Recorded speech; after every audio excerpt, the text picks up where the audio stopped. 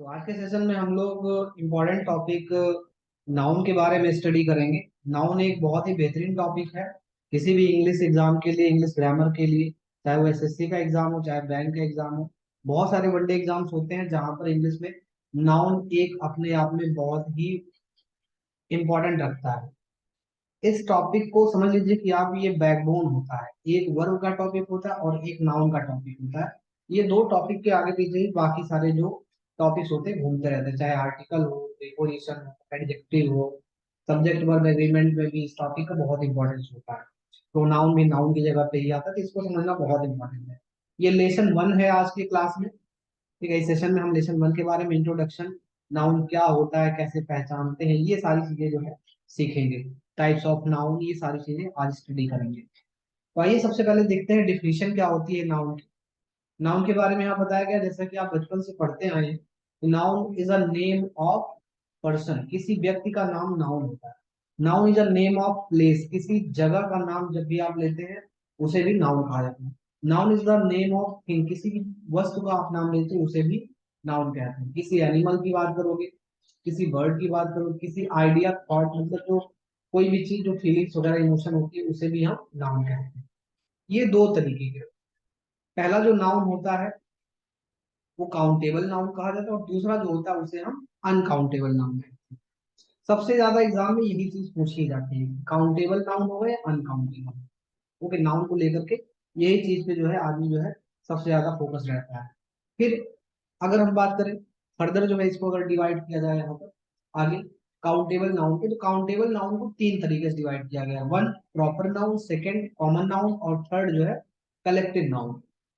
तो यहाँ पर समझते हैं अच्छे से प्रॉपर नाउन किसे कहते हैं। प्रॉपर नाउन वो होता है जो किसी व्यक्ति विशेष या किसी जगह विशेष का अपना नाम होता है। किसी भी वस्तु का, पर्सन का या प्लेस का अपना एक प्रॉपर नेम होता है। ऐसे जो वर्ड होते हैं जैसे कविता हो गया, रामायण हो गया, दिल्ली हो गया, मुंबई हो गया, ऑस्ट्रेलिया, इंग्लैंड, इंडिया, ये सब हमेशा कैपिटल लेटर्स लिखे जाते हैं। जब भी लिखा जाएगा, जैसे कि आप मुंबई अगर लिखोगे तो मुंबई को आप कैपिटल लेटर से लिखो। ओके, अगर आप जो है न्यूयॉर्क लिख रहे हो तो न्यूयॉर्क आप जो है कैपिटल लेटर से लिखोगे। ऐसे इसका जो लेटर होता है, पहला लेटर, वो हमेशा कैपिटल लेटर से लिखा है। ओके, बात करें कॉमन नाउन की, तो कॉमन नाउन जैसे बॉय हो गया, बुक हो गया, सिटी हो गया, ओके, गर्ल हो गया, क्लास हो गया, बैच हो गया, आर्मी हो गया, बंच हो गया, ये सब आपके कॉमन नाउन होते हैं। फिर उसके बाद आता है कलेक्टिव नाउन, ये भी एक काउंटेबल नाउन है। यहाँ पर क्लास लिखा हुआ है, आर्मी लिखा हुआ है, ओके, कमेटी लिखा हुआ है, ज्यूरी हो गया, टीम हो गया, ये सब आपके कलेक्टिव नाउन के एग्जाम्पल है। अब आप कहोगे सर यहाँ पे भी क्लास लिखा हुआ है और यहाँ पे भी क्लास लिखा हुआ है, तो क्या ये कॉमन नाउन भी होता है, कलेक्टिव नाउन भी होता है, या फिर गलती से लिख दिया है। दोस्तों यहाँ पर एक एक चीज जो भी लिखी जाती है वो जान बूझ करके लिखी जाती है, सोच समझ करके लिखी जाती है और आपको समझाने के लिए लिखा जाता है। यहाँ पर इसलिए लिखा गया है क्योंकि ये जो वर्ड है, क्लास हो गया, आर्मी हो गया, बंच हो गया, ये जानबूझ करके लिखा गया है आपको समझाने के लिए कि ये वर्ड आपके कॉमन नाउन भी होते हैं और कलेक्टिव नाउन भी। अब ये क्या मैटर हुआ कि ये कॉमन नाउन भी है, कलेक्टिव नाउन भी है। इसका मतलब ये है कि कॉमन नाउन के अंदर ही कलेक्टिव नाउन आता है। जितने भी कलेक्टिव नाउन होते हैं वो सारे के सारे आपके कॉमन नाउन होते हैं। मतलब क्लास एक कलेक्टिव नाउन भी है, साथ में वो एक कॉमन नाउन भी है। तो क्या ऐसा हर किसी के साथ में होता है? तो हाँ, जितने भी कलेक्टिव नाउन होंगे, आप किसी भी एक कलेक्टिव नाउन का नाम लो, वो कॉमन नाउन होगा। ओके, कमेटी, ठीक है, ये भी आपका कलेक्टिव नाउन, कॉमन नाउन 100% होगा। लेकिन आप अगर ये कहो कि क्या हर एक कॉमन नाउन कलेक्टिव होगा, तो नहीं, ऐसा नहीं। हर एक कॉमन नाउन कलेक्टिव नाउन नहीं होता है। अच्छा, फिर आगे बढ़ते देखते हैं अनकाउंटेबल नाउन किसे कहते हैं। अनकाउंटेबल नाउन क्या होता है? अनकाउंटेबल नाउन में दो तरीके से आती हैं चीजें। एक होता है मटेरियल नाउन, दूसरा होता है अब्स्ट्रैक्ट नाउन। मटेरियल नाउन में वाटर आता है, गोल्ड आते हैं, राइस हो गया, ऑक्सीजन, एयर, वुड, इस तरीके के जितने भी वर्ड आएंगे वो सारे के सारे आपके अनकाउंटेबल नाउन होते हैं।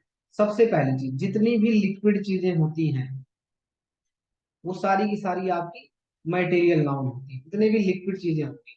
उसके बाद जितनी भी स्मॉल पार्टिकल्स, जैसे कि राइस हो गया, सैंड हो गया, ओके, हेयर हो गया, व्हीट मतलब गेहूं, सुगर, साल्ट, सीमेंट, मोरन, ये सब जितनी भी चीजें हैं छोटी छोटे पार्ट की, ठीक है, जिनको गिनने में दिक्कत होती है, उन्हें हम अनकाउंटेबल नाउन मतलब मटेरियल नाउन है। फिर एक कॉन्सेप्ट आएगा आपका पीरियोडिक टेबल का। पीरियोडिक टेबल के जितने भी एलिमेंट्स होते हैं, जिनमें oxygen, hydrogen, helium, oxygen, gold, silver, ये वर्ड आते हैं, ये भी आपका मटेरियल नाउन होता है।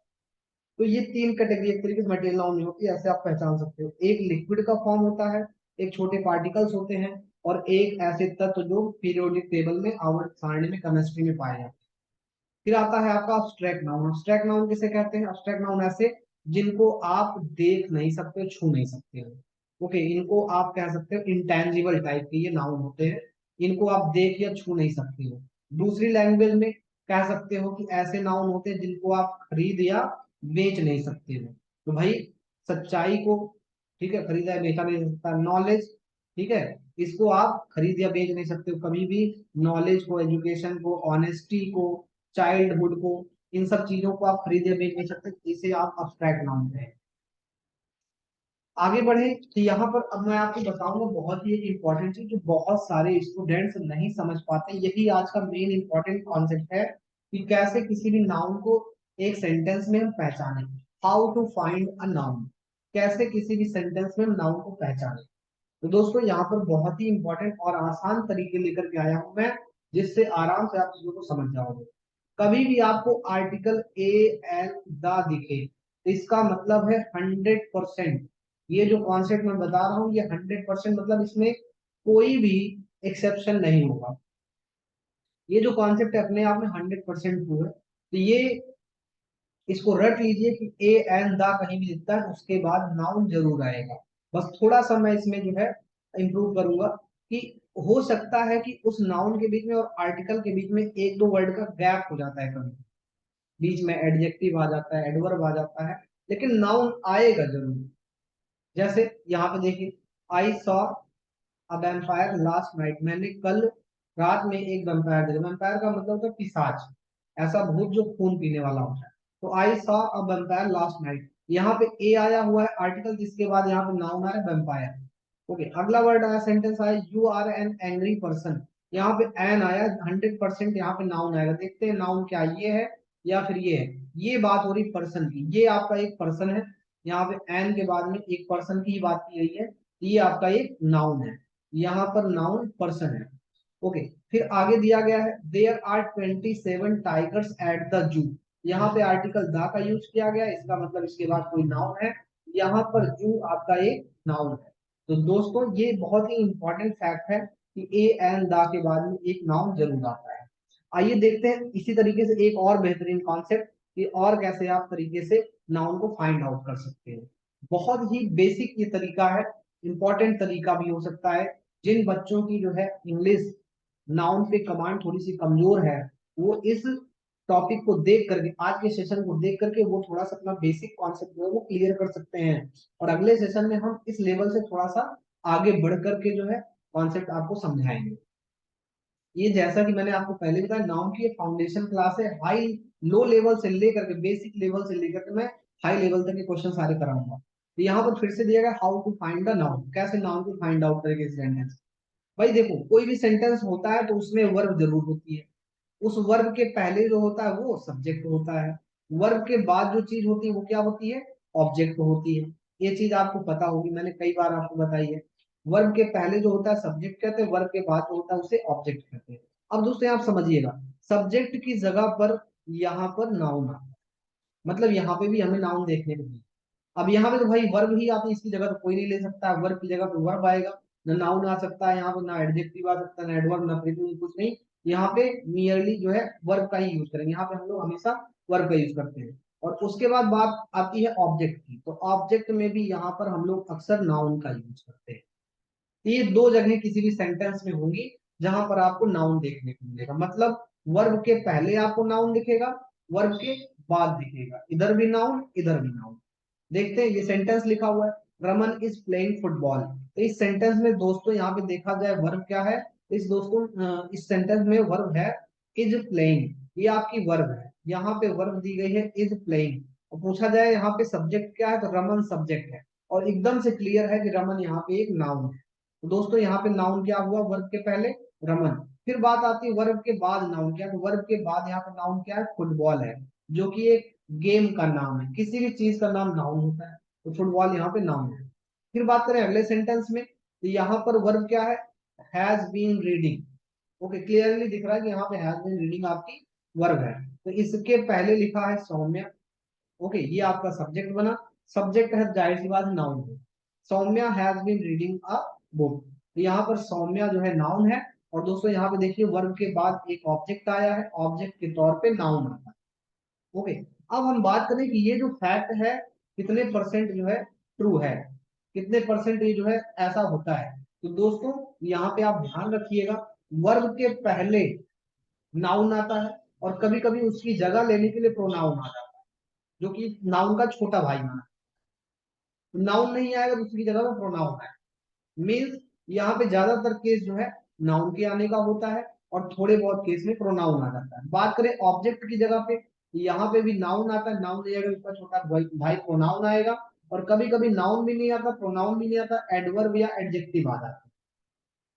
तो यहाँ पर मैं कहूंगा कि ये जो है 100% ये जो फैक्ट बताया गया है, वो 100% आपका फैक्ट फॉलो नहीं करेगा, ये ज्यादातर केस में फॉलो करेगा। जहां पर आपको ये चीजें ना समझ में आएंगी, मैं आगे अभी बहुत सारे ऐसे कॉन्सेप्ट बताऊंगा, किस केस में वर्ब आएगा, किस केस में सॉरी और एडजेक्टिव आएगा, किस केस में एडवर्ब आएगा, ये सारी चीजें मैं वन बाय वन आपको आगे बताऊंगा। नेक्स्ट कॉन्सेप्ट इसी चीज से रिलेटेड, कैसे हम नाउन को फाइंड आउट करें, ये बहुत ही इंपॉर्टेंट कॉन्सेप्ट है। बहुत सारे बच्चे कंफ्यूज हो जाते हैं, सर कैसे ये नाउन बन गया, कैसे इस चीज को आपने जो है वर्ब माना, कैसे इस चीज को एडजेक्टिव माना। तो यहाँ पे एक अलग सा कॉन्सेप्ट, फिर से नया इंपॉर्टेंट कॉन्सेप्ट, कभी भी आपके sentence my, our, your, their, his, her या इट्स दिया गया है, तो इन वर्ड्स के बाद में दोस्तों 100% यहाँ पर जो है आपको एक नाउन देखने को मिलेगा। ओके, यहाँ पर भी आपको नाउन देखने को मिलेगा। जैसे आप लिखा है योर फादर, देखिए दोस्तों योर आया है, योर के बाद फादर यहाँ क्या है, नाउन है। ओके, इसी सेंटेंस में यहाँ पर आवर लिखा है, तो आवर के बाद में यहाँ पर नाउन है। दोस्तों जल्दी से हमको कमेंट करके बताइए इस सेंटेंस में और तीसरा कौन सा वर्ड है जो कि नाउन है। ओके, कमेंट करके हमको बताइएगा। ओके, अगले क्वेश्चन पे अगर हम देखें, अगला सेंटेंस दिया गया they have completed their work, तो दोस्तों यहाँ पर देखा जाए तो यहाँ पर देयर दिया हुआ है, देयर के बाद 100% एक नाउन आएगा, तो यहाँ पे वर्क आपका क्या है, एक नाउन है। इस क्वेश्चन के लिए भी हमको एक जो है आंसर चाहिए। यहाँ पे क्वेश्चन पूछ रहा हूं मैं, इस सेंटेंस में क्या कोई दूसरा भी नाउन है, और नाउन नहीं है तो उसकी जगह पे कौन आया है, इसको कमेंट करके हमको आंसर बताइए। अगला सेंटेंस है the book is old age its cover is torn, तो दोस्तों यहाँ पर अगर देखा जाए इट्स का यूज किया गया, इसके जस्ट बाद एक नाउन जरूर आए, जो कि कवर यहाँ पे क्या है, एक नाउन के जैसा यूज किया गया।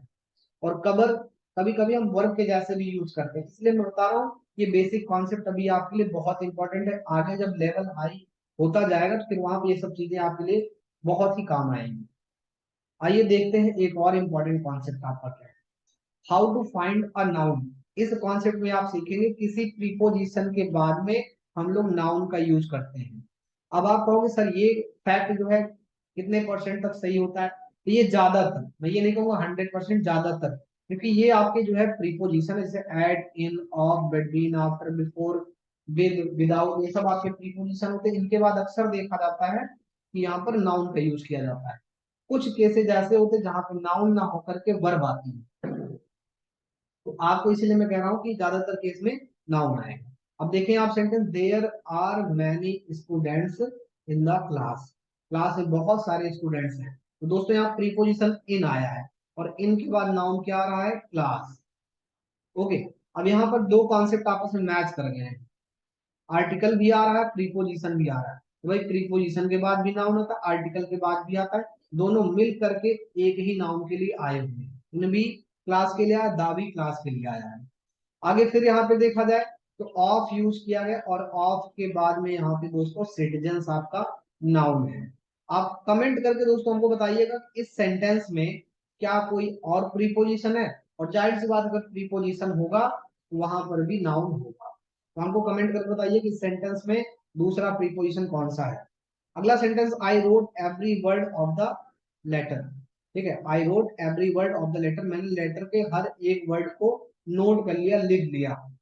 यहाँ पे ऑफ आपका प्रीपोजिशन आया और दोस्तों ऑफ के बाद में यहाँ पर एक नाउन का यूज किया गया। ये भी एक बढ़िया कॉन्सेप्ट है आपके लिए। ये सब जो छोटी छोटी बातें ना जो मैं बता रहा हूँ, ये कहीं ना कहीं चल करके आगे लिए और आपके लिए फायदेमंद साबित होंगी। तो इसको अगर आप अच्छे से पढ़ लेंगे, ये सारी चीजें अगर याद हो जाएंगी, बढ़िया। अगला कॉन्सेप्ट ये है कि अगर ज्यादातर केस में देखा जाता है, 100% में नहीं कहूंगा, ज्यादातर केस मतलब 90%, 95% एडजेक्टिव के बाद में अक्सर नाउन देगा। ओके, या आप ये भी कह सकते हो जिस सेंटेंस में एडजेक्टिव होगा वहां पे नाउन। अब आप कहोगे ये कितने परसेंट तक सही होगा, तो मैं कह सकता हूँ कि 100% सही होगा इस केस में कि अगर नाउन नहीं होगा सेंटेंस में तो प्रोनाउन हो, क्योंकि एडजेक्टिव या तो नाउन को या तो प्रोनाउन को क्वालिफाई। ओके, अब भाई प्रोनाउन ठहरा नाउन का छोटा भाई, इस तरीके से नाउन ही मान लो उसको। तो एडजेक्टिव आएगा तो भाई नाउन आपके सेंटेंस में जरूर लिखिए। सेंटेंस लिखा they live in a beautiful house, यहाँ पे ब्यूटीफुल एक एडजेक्टिव है जो कि हाउस को क्वालिफाई कर रहा है, हाउस की विशेषता बता रहा है, घर की विशेषता बता रहा है। तो ब्यूटीफुल यहाँ पे आपका एडजेक्टिव है और हाउस आपका क्या है, यहाँ पर नाउन है। ओके, यहाँ पर ये आपका नाउन है। सेंटेंस लिखा सी रोड अ ब्यूटीफुल ड्रेस, ठीक है, सॉरी, सी वोर अ ब्यूटीफुल ड्रेस, उसने एक बहुत ही सुंदर ड्रेस पहनी थी। सी वोर, वोर का मतलब होता है पहनना, मतलब बियर का ये सेकंड फॉर्म है, बियर मतलब होता है कपड़े पहनना। सी वोर अ ब्यूटीफुल ड्रेस, उसने एक ब्यूटीफुल ड्रेस पहना थी। देखिए यहाँ पे फिर से ब्यूटीफुल एडजेक्टिव आया है और इसके बाद ड्रेस यहाँ पे आपका दोस्तों क्या है, नाउन। नेक्स्ट सेंटेंस है ही राइट्स मीनिंगलेस लेटर्स, उसने मीनिंगलेस लेटर्स लिखे। लेटर्स का मतलब दोस्तों कभी कभी शब्द भी, ओके, उसने मीनिंगलेस लेटर्स लिखे। ओके, वह मीनिंगलेस लेटर्स लिखता है, तो कह सकते हो ऐसे शब्द लिखता है, ऐसे सेंटेंस लिखता है जो किसी को समझ में ही नहीं आता है या उसका कोई मतलब ही नहीं रहता है। तो ही राइट्स मीनिंगलेस लेटर्स, तो मीनिंगलेस दोस्तों यहाँ पे एडजेक्टिव है और एडजेक्टिव के बाद जो नाउन आ रहा है वो क्या है, लेटर्स। ओके, तो दोस्तों आज के सेशन में इतना ही। अगले क्लास में हम लोग जब मिलेंगे तो नाउन का सेकंड लेसन होगा और उसमें हम इससे बढ़ करके जो है क्वेश्चन वगैरह सॉल्व करेंगे, किस बिहाफ पे जो है एग्जाम में नाउन से रिलेटेड क्वेश्चन पूछा जाता है। तो चैनल को आप लोग सब्सक्राइब कर लीजिए और बेल आइकन को क्लिक कर दीजिए, जिससे कि अगला वीडियो जो है नाउन से रिलेटेड जब भी आए आपको तुरंत अपडेट मिल जाए। Thank you so much.